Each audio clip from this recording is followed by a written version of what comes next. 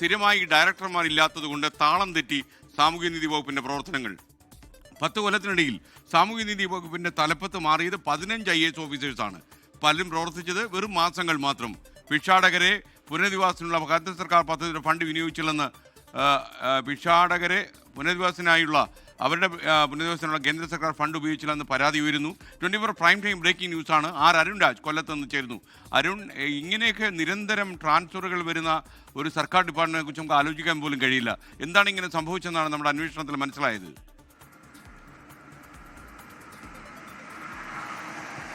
SKN സംസ്ഥാനത്ത് തന്നെ ഏറ്റവും പ്രധാനപ്പെട്ട വകുപ്പുകളിലൊന്നാണ് സാമൂഹ്യനീതി വകുപ്പ്. കാരണം അശരണർക്കും അതുപോലെ തന്നെ ആലംബഹീനർക്കും ഏറ്റവും കൂടുതൽ സഹായം എത്തിക്കുന്നതിന് വേണ്ടിയാണ് ഈ സാമൂഹ്യനീതി വകുപ്പ് രൂപപ്പെടുത്തിയിട്ടുള്ളത്.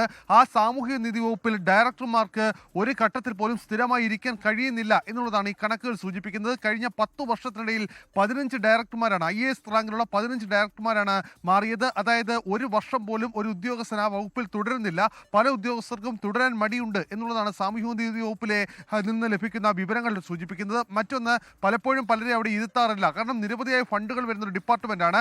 അവിടെ സ്ഥിരമായ ഒരു ഡയറക്ടർ ഇല്ലെങ്കിൽ എങ്ങനെയാണ് ഈ ഫണ്ട് വിനിയോഗിക്കുക, പ്രൊജക്ടുകൾ പുതുതായി നടപ്പാക്കുക എന്നീ കാര്യങ്ങളിൽ വലിയ ആശങ്കയുണ്ട്. പല ഘട്ടങ്ങളിലായി ഈ പ്രായമായവർ അതുപോലെ തന്നെ ഭിന്നശേഷിക്കാർ ഇവർക്ക് വേണ്ടി പല പദ്ധതികൾ ആസൂത്രണം ചെയ്തിട്ടും ഡയറക്ടർമാർ വരുമ്പോൾ ഈ പദ്ധതികൾ തന്നെ അട്ടിമറിക്കുന്ന സ്ഥിതി പലപ്പോഴും ഉണ്ടായി. അതുപോലെ തന്നെ ഫണ്ട് വിനിയോഗിക്കാതെ ലാപ്സായി പോയി കോടികളാണ് കേന്ദ്ര സർക്കാരിന് ലഭിച്ച പണം ഇത്തരത്തിൽ ലാപ്സായി പോയത്. ഇതിനൊന്നും തന്നെ കൃത്യമായ ഒരു ഏകോപനം ഒരു ഘട്ടത്തിലും ഉണ്ടായില്ല. വകുപ്പ് തന്നെ താളം തെറ്റിയ നിലയിലാണ് ഇപ്പോൾ പൊയ്ക്കൊണ്ടിരിക്കുന്നത് എന്നുള്ള ആക്ഷേപമാണ് ഗുണഭോക്താക്കൾ തന്നെ ഉന്നയിക്കുന്നത്. നിലവിലിരിക്കുന്ന ഡയറക്ടർ മാത്രമാണ് 9 മാസമെങ്കിലും തികച്ച് ഇപ്പോൾ ആ വകുപ്പിൽ തുടരുന്നത്.